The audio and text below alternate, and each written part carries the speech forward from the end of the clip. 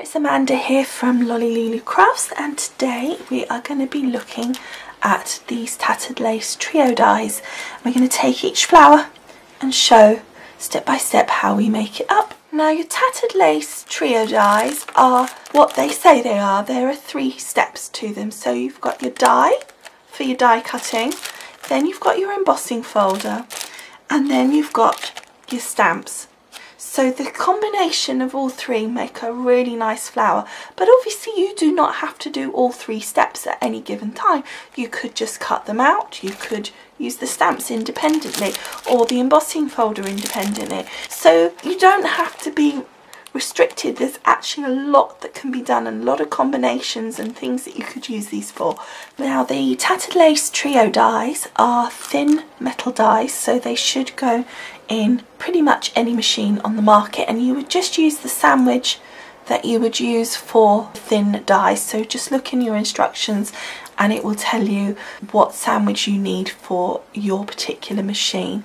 Today I'm going to be using my Sizzix Big Shot, and so I will be talking through the sandwiches that I am using for that machine. But what we're going to do today is go step by step through the flowers on using all 3 steps and show you how we put each flower together and how it turns out. Okay, so we've got Rebecca here. So first of all, we're going to cut out our layers. So I've got here my magnetic plate, my acrylic plate, then we're going to add a piece of paper, and then our dies. So we've got our big die, our middle one, and our tiny one. Now, I didn't put the really tiny one, which would be perfect for like if you were doing no centers or stamping or anything and you wanted to add that. It's really like a little tiny dot, but we're going to be doing some stamping in the center, so it would just be not needed. And then finally, I'm just putting my acrylic plate on and popping that through the machine. Now, you can create more layers of this if you want, or you can do this just as it is, and you could obviously do just the large flowers, the middle flowers, so any combination. It's completely your choice and it's totally flexible to work how you want it to be. So here is our flowers, isn't that gorgeous? Okay, and then we've got the little baby one and the middle one. So that's them cut out. So I'm going to just do these layers, I think. So now we need to do our embossing. So here's our embossing folder. It's got a gorgeous pattern. So I'm going to take my layers. Now, you can position these obviously anywhere you want in there, but I'm going to put my center of my flower on the center of the embossing folder because the pattern gives you a nice center. So I think that's going to work. And then I'm actually going to put all these layers in. It will easily take multiple layers if you're using paper and still give you a good depth. Okay, so I've got my multi-purpose platform with tab 1, then my acrylic mat, my embossing folder like so, and then my acrylic mat. Okay, so then just run that through like so.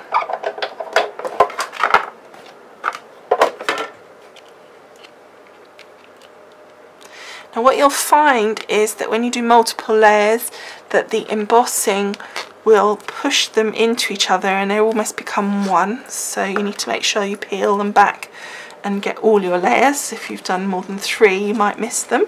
But you can see here that embossing has gone right through to the back layer. Isn't that lovely? So deep, that embossing, and it's on all 3 layers. Okay, so that's step 2 done. So now to step 3, which is our stamping. Okay, so I've got my tattered lace trio stamp set here, and I think it would be really nice to leave this quite simple. It's a really pretty one, so you could stamp and ink as much as you want, but I think that I'm going to leave this pretty simple. So I'm just going to stamp a centerpiece on that little layer there, and I think one of these little dotty ones, or maybe this, I think the little dotty one would be nice. So let's just pop that there. I've got some yellow ink. Now again, you could do a contrasting ink if you want. And then we're just going to pop that down, not pressing too hard so we don't get our little dots getting too squishy looking. And then there we go.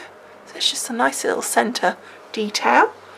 And then the rest we're going to just leave as they are, but you could ink around the edges if you wanted, or all sorts of things like that. Okay, so we've got our layers here, so I'm going to just gently shape these so that the edges are curling underneath. Now you don't want to do it too much because you don't want the embossing to disappear.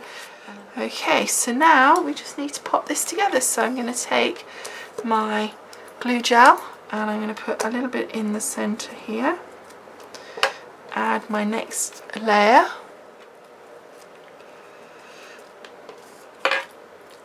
And then another bit of glue gel, just a very small amount because that's a tiny layer. And just pop him into the centre there. And then I'm just squishing it down in the centre to create that lovely effect. If you wanted to, you could add some gems. I think this time I'm going to leave it just as it is so that we can see that lovely stamping. So there is our finished Rebecca flower. I hope you've enjoyed making this flower with me. I hope you found it useful. Thanks so much for watching, and I will see you again soon. Bye for now.